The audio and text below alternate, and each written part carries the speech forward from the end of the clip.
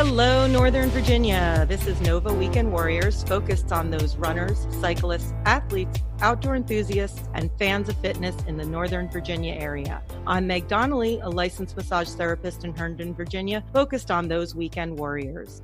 Today, we are speaking with Greg Russell. Greg Russell is a Ragnar warrior and coordinates the ambassador program for the DC area. He is a 23-time road and trail Ragnarian. We're going to talk to him today about all things Ragnar, what it is, who should Ragnar, if it's a noun or a verb, and about the upcoming local Ragnar mini relay that's going to be happening on Wednesday, May 30th at Lake Anne Brew House at the Lake Anne Plaza in Reston, Virginia. Greg, welcome. Great. Thank you for having me. I'm looking forward to talking with you. Absolutely. Let's start out first by finding a little bit more out about you.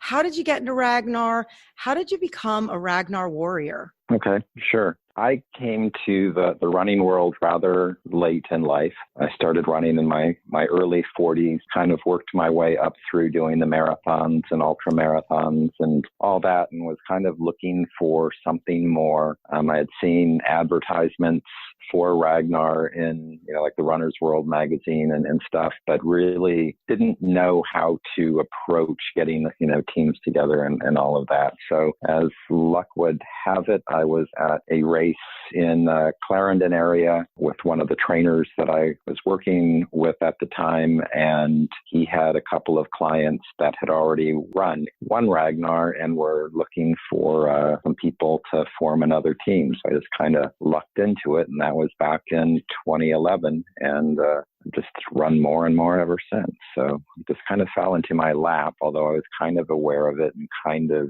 searching for it. Wow. So that's about 7 years ago then. Yep. Yeah. Yep. Wow. All right. So being a warrior and coordinating the ambassador program, how many relays do you have to run before you were to get into that program? So Ragnar has kind of a floating application process for ambassadors.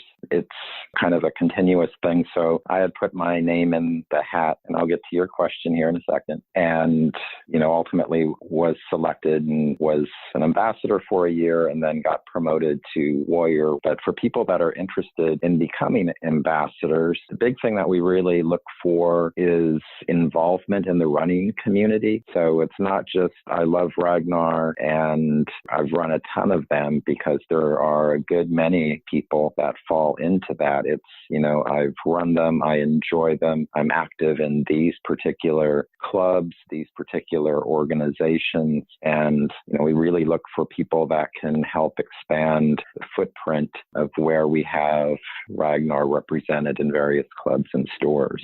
So it is an application process. This is a tough market. There's a lot of people that want to become ambassadors. It is a ton of fun to be on the ambassador side, and it definitely grows what I call your Ragnar family, because once you become an ambassador, you have friends, or you meet friends in all markets. You meet other ambassadors in other markets, and you can go Ragnar pretty much anywhere in the country and end up on a team doing travel Ragnar. So it's really a neat program. But there is a website, just search for Ragnar Ambassador for the DC market.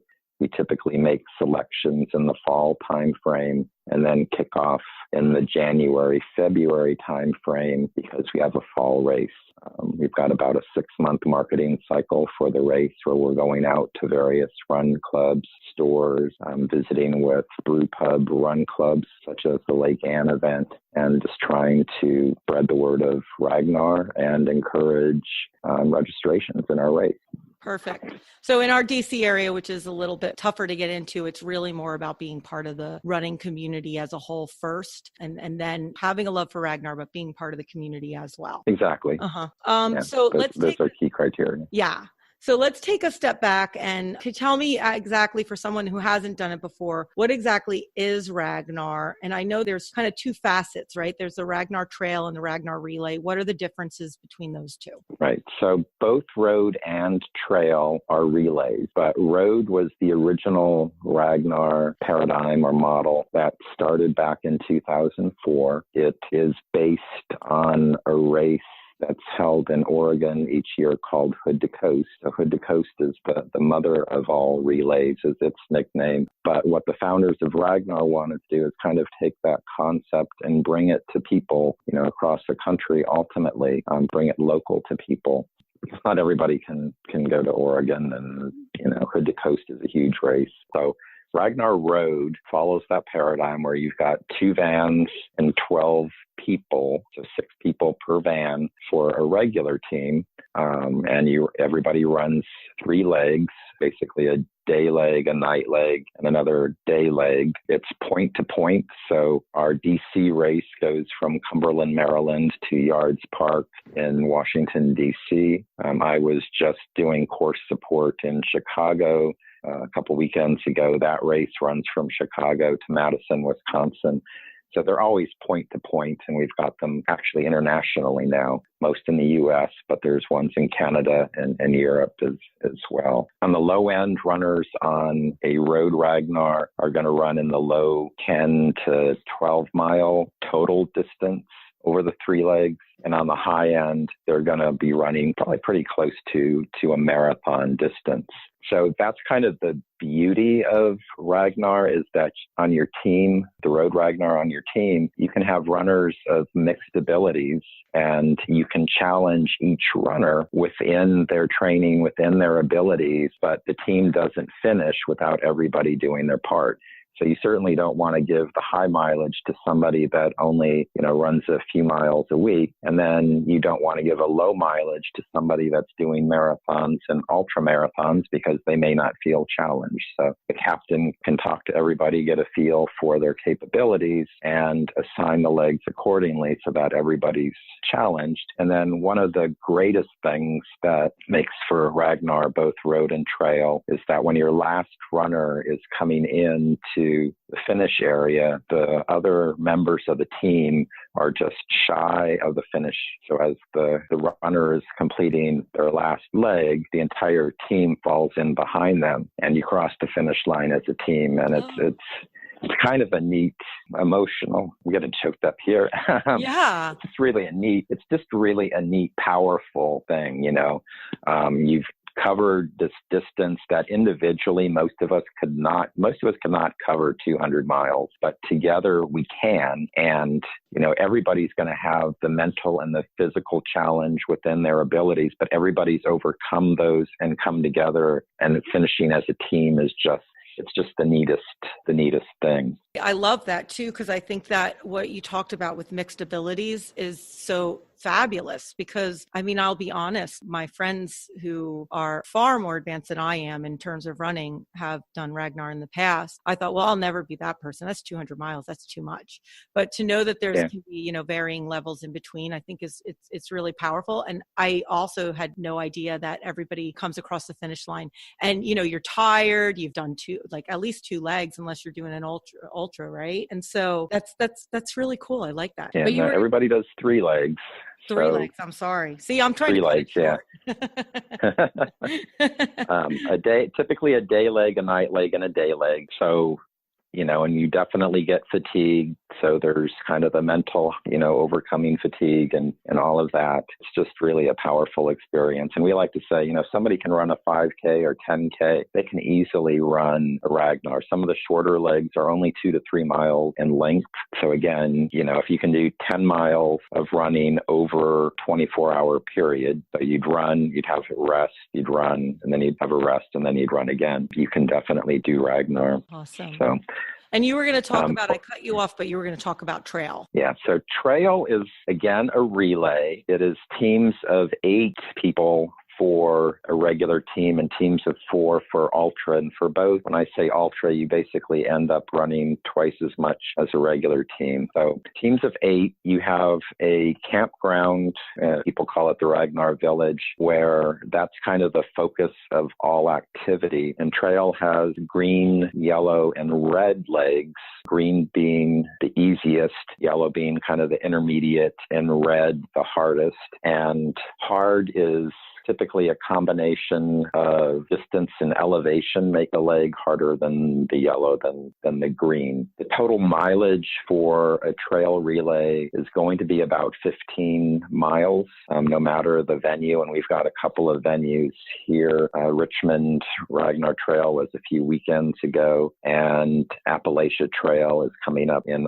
mid-August. All of them have typically, again, about 15 miles total, so about 120 miles for the team. The way that it works is, the first runner starts out on the green loop. They come in, they hand off. Next runner goes out on yellow. Third runner starts on red, the fourth runner on green. So you're not all running them in the green, yellow, red order. It's collectively as a team, you follow that order. Once again, you do run during the day, you run during the night, and that can be another mental challenge is, trail running at night when there might be beady little eyes looking back at you or something. The mind can play tricks on you. So there are other runners out there, and Ragnar's always concerned with safety. So people are safe, but it is a mental challenge. So everybody comes back to camp. You've got a tent site, or Ragnar has what they call glamping now, where you can pay a little bit more and sleep on cots and things now. But there's that concept of the base, and you're not in a van, going point to point. You come back and maybe have a couple of beers with your teammates between your legs before you head out and stuff. So that's kind of the difference. I love both of them. So out of that 23 Ragnars that I've done, 6 have been trail, 17 road. This year, I'm going to end up doing 2 trail. I did Zion out in Utah a few weeks ago, and I'm signed up for Vermont Trail in August, which is the latest Ragnar trail to come online. Nice. Okay, so then you just did Zion. Can you tell me a little bit about how does someone train for Ragnar? Sure. So one of the things that we recommend is, the typical, you need a good solid running base. So, you should get to the point where you can run, or even walk is fine, probably 5 miles at a time without too much difficulty. So get that base going. Once you have that down, a couple of other things that we recommend is we recommend that you try the Ragnar cycle. And by that, we don't mean that you necessarily have to run in the middle of the night like 2 a.m. like you would at a Ragnar. But for example, get up on a Saturday morning, run 3 to 4 miles, right? And then carry on about your day. And then in the evening, go out, run, another 3-4 miles, and then say Sunday morning, get up, run another 3-4 miles, so that you've kind of completed 3 legs of the Ragnar cycle. That kind of shows you a readiness for it. The other thing that we recommend, and it's pretty true of any kind of running, is you don't want to be using gear for the first time when you're out there. So, you should run for road, you have to wear a headlamp, you have to wear a blinky light, you have to wear a reflective vest. You don't want the first time that you use those to be at your Ragnar. So those are safety items that if people are doing early morning or evening runs, you should probably have within your running kit anyway. So if you don't, definitely practice in those, get some and practice in them would be another thing. And then some of the legs, especially on trail, there are some longer legs on the road where it's recommended that you carry hydration. So if you're going to carry hydration, there's a number of different systems out there, from the belts with water bottles to the hydration packs to the handhelds. It's very much an individual choice. You are not going to be having to carry water more than, a container more than 7-8 miles. But whatever you're carrying, you need to figure out what works for you. And the same goes with nutrition. If, that distance is one where you're going to be taking on goo or gels or any of the various things, again, part of your training should be figuring out what works for you and your particular digestive system. So a lot of it's standard running recommendations, and then add in trying to run, the Ragnar cycle. If you are going to be doing a Ragnar trail, one of the things that I recommend people do is spend some time on the Potomac Heritage Trail, or down Fountainhead Park has some good single track trails to run, but spend some time on your feet on the trail, because a lot of times people are road runners and then they'll go tackle a trail and they're not used to having the footing that kind of undulates different ways. They may not have trail shoes, which I would recommend for Ragnar Trail. You just get a little